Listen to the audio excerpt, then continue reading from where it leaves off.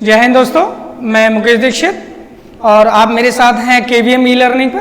और आज हम ट्रायंगल करेंगे। ठीक है, मेंसुरेशन का एक मोस्ट इंपॉर्टेंट टॉपिक है ट्रायंगल। ट्रायंगल क्या है कि अगर कोई भी पेपर है उसमें मेंसुरेशन आता है तो वहां पर कम से कम 2-4 क्वेश्चन तो हमारे ट्रायंगल के आते ही आते हैं, यानी कि करीबन मेंसुरेशन का 40% तक हमारा ट्रायंगल कवर करता है। तो आज हम ट्रायंगल के बेसिक्स के बारे में बात करेंगे। चलो, ट्रायंगल त्रिभुज। तो त्रिभुज होता क्या है हमारा? त्रिभुज क्या होता है कि एरिया बाउंडेड बाय 3 साइड्स, कोई भी 3 रेखाओं से घिरा हुआ भाग, 3 रेखाओं से घिरा हुआ भाग हमारा क्या होता है? त्रिभुज होता है। मान लो इसकी एक भुजा ए, दूसरी बी और तीसरी क्या है? सी है। तो सबसे पहले त्रिभुज के लिए क्या कंडीशन है?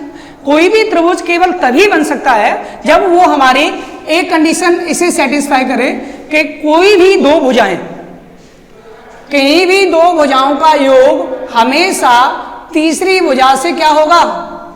बड़ा दिख रहा है? हाँ, कहीं भी 2 भुजाओं का योग हमेशा क्या होगा? तीसरी भुजा से बड़ा होगा। जैसे b plus C is always greater than a और c plus a is always greater than b। कहीं भी 2 भुजाओं का योग तीसरी भुजा से हमेशा क्या होता है? अगर ये कंडीशन सेटिस्फाई नहीं है तो वो ट्रायंगल कभी भी बनेगा ही नहीं, फॉर्म ही नहीं होगा। ठीक है। और दूसरी चीज क्या होती है कि इसके जो एंगल हैं अल्फा, बीटा, गामा, ये तीनों एंगल सम प्रॉपर्टी बोलते हैं इसे हम।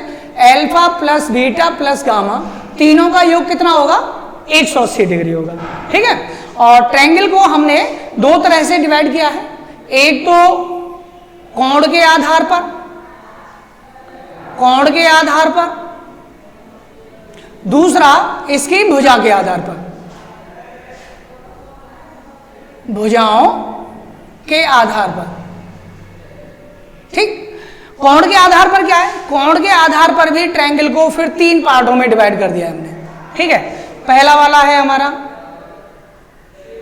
न्यून कोण त्रिभुज, न्यून कोण त्रिभुज, इसे एक्यूट एंगल ट्रायंगल बोलते हैं। ठीक है, एक्यूट एंगल ट्रायंगल। इसकी कंडीशन क्या होती है हमारी कि जब हमारी भुजाएं हैं ए बी सी, ठीक है, तो ये तो हम पता ही है न्यून कोण क्या होता है कि each angle is less than 90 degree. कोई भी एंगल है हमारा, ठीक है, अल्फा बीटा गामा, कोई भी कोण है, प्रत्येक एंगल क्या होगा? लेस देन 90 डिग्री होगा प्रत्येक एंगल। ठीक है। लेकिन सबसे ज्यादा जरूरी क्या है? पेपर में ये तो पूछने को आएगा नहीं कि न्यून कोण कौन सा है। अब जब ट्रायंगल की बात चल रही है तो जब कभी भी 2 भुजाओं का योग, 2 भुजाओं के वर्गों का योग तीसरी भुजा के वर्ग से बड़ा हो जाए, 2 भुजाओं के वर्गों का योग तीसरी भुजा के वर्ग से क्या हो? बड़ा हो, तो कैसा ट्रायंगल बनेगा? न्यून कोण त्रिभुज। दूसरा वाला समकोण त्रिभुज,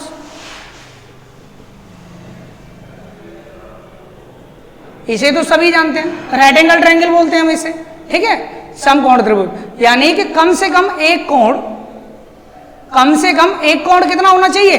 90 डिग्री। और यहां पर क्या होना चाहिए? प्रत्येक कोण, प्रत्येक कोण। ठीक है ना। पहले वाले में न्यून कोण में क्या होगा? प्रत्येक कोण हमारा 90 से कम होगा और यहां पर एक कोण कितना होगा? 90 डिग्री। केवल एक कोण 90 होगा। ठीक है। किसी भी ट्रायंगल में एक से ज्यादा राइट एंगल नहीं हो सकते। मैक्सिमम कितने होंगे? एक राइट एंगल होगा। इसकी पहचान क्या है? जब 2 भुजाओं के वर्गों का योग तीसरी भुजा के वर्ग के बराबर हो जाए। जब ये तीसरी भुजा क्या कहलाती है? हमारी हाइपोटेनियस कहलाती है। ठीक है। ये हो रही सी, ए और बी, ये हमारा एंगल क्या हो जाएगा? 90 डिग्री। ठीक है ना। चलो आगे बढ़ते हैं। इसमें जो तीसरा वाला टाइप है, वो तीसरा टाइप क्या है इसमें? अधिक कोण त्रिभुज, अधिक कोण त्रिभुज, ऑब्ट्यूस एंगल ट्रायंगल। ठीक है, ऑब्ट्यूस एंगल ट्रायंगल है। इसमें क्या होता है? केवल एक कोण 90 से ज्यादा होगा। केवल एक कोण क्या होगा? 90 से ज्यादा होगा। केवल एक कोण, केवल एक कोण 90 प्लस होगा, 90 से क्या होगा? ज्यादा होगा। यहाँ पर दूसरी कंडीशन क्या है, यानी भुजाओं का और कोणों से क्या संबंध है हमारा, तो यहाँ पर सीधा सा है कि अगर हमारा दो भुजाओं के वर्गों का योग तीसरी भुजा के वर्ग से क्या हो जाए, छोटा। अब यहाँ पर ABC क्या है, हमने क्या कर लिया है, पहले से ही हमने ये कर लिया है कि C को बड़ी भुजा मान लिया। मान लो C कैसी भुजा है हमारी, तीनों में से बड़ी भुजा है, C हमारी तीनों में से बड़ी भुजा है। तो अगर बड़ी भुजा के वर्ग से बड़ा है सम तो न्यून कोण, अगर उसके बराबर है तो सम कोण, अगर उससे छोटा है तो क्या होगा, अधिक कोण होगा। ठीक है, चलो आगे चलते हैं। अब हम भुजाओं के आधार पर इनका वर्गीकरण करते हैं। तो भुजाओं के आधार पर भी ये कितने, 3 तरह के होते हैं। सबसे पहला होता है हमारा समबाहु त्रिभुज, इसे इक्विलेटरल ट्रायंगल बोलते हैं। समबाहु त्रिभुज, इसकी क्या होते हैं, सभी भुजाएं समान, सभी भुजाएं समान होती हैं। ठीक है, इसकी सभी भुजाएं समान होती हैं। दूसरा आता है हमारा आइसोसेलेस बोलते हैं इसे हम, समद्वि बाहु त्रिभुज, समद्वि बाहु त्रिभुज।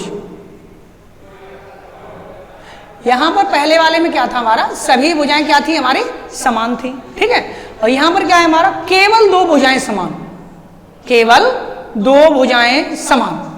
ठीक है ना, केवल 2 भुजा समान, केवल 2 भुजाएं समान। ठीक है ना, अगला अभी मैं इनके फॉर्मूले लिखाऊंगा, अभी जस्ट अभी। चलो, तीसरा है हमारा विषम बाहु त्रिभुज, विषम बाहु त्रिभुज। ठीक है ना, विषम बाहु त्रिभुज क्या होता है हमारा, इसकी कोई भी भुजा समान नहीं होती। मान लो एक A है, एक B है, तो एक क्या होगी, C होगी। ठीक है, तीनों भुजाएं असमान, तीनों भुजाएं असमान। तो आप आराम से पहचान सकेंगे कि कौन सा ट्रायंगल है, कौन सा किस तरह से है। जैसे पेपर में क्या क्वेश्चन बनता है हमारा, पेपर में इतना सीधा सीधा पहचानने के लिए क्वेश्चन नहीं बनता। पेपर में क्वेश्चन बनेगा कि उसने कोई एक क्वेश्चन दिया कि किसी त्रिभुज की भुजाएं क्रमशः 4, 6 तथा 8 सेंटीमीटर हैं। किसी त्रिभुज की भुजाएं क्रमशः 4, 6 तथा 8 सेंटीमीटर हैं, तो बताइए त्रिभुज कैसा होगा। सबसे पहला कहेगा वो न्यून कोण त्रिभुज, अधिक कोण त्रिभुज और आपका समकोण त्रिभुज, या फिर इनमें से कोई नहीं। तो आप किस तरह से क्लासिफाई करेंगे, तो हमने अभी अभी क्या देखा, अगर छोटी वाली 2 भुजाओं के वर्गों का है 4 चौके 16, 6 6 36, 16 36 कितना हो गया 50, इधर 8 8 64। तो हमें क्या पता चला कि ये वैल्यू क्या है, कम है। यानी दोनों भुजाओं के वर्गों का योग तीसरी जो बड़ी वाली भुजा है उसके वर्ग से क्या है, कम है। जब कम है तो हमारा क्या होगा, अधिक कोण त्रिभुज। ठीक है, यानी कि भुजाओं के वर्गों का योग, भुजाओं के वर्गों का योग कम है, तो कैसा बनेगा हमारा त्रिभुज, अधिक कोण त्रिभुज। इस तरह से हम क्या करेंगे, पहचान करेंगे। डायरेक्ट क्वेश्चन नहीं आते, अब थोड़े से लॉजिकल क्वेश्चन आने लगे। ठीक है, चलो थोड़ा सा आगे बढ़ते हैं।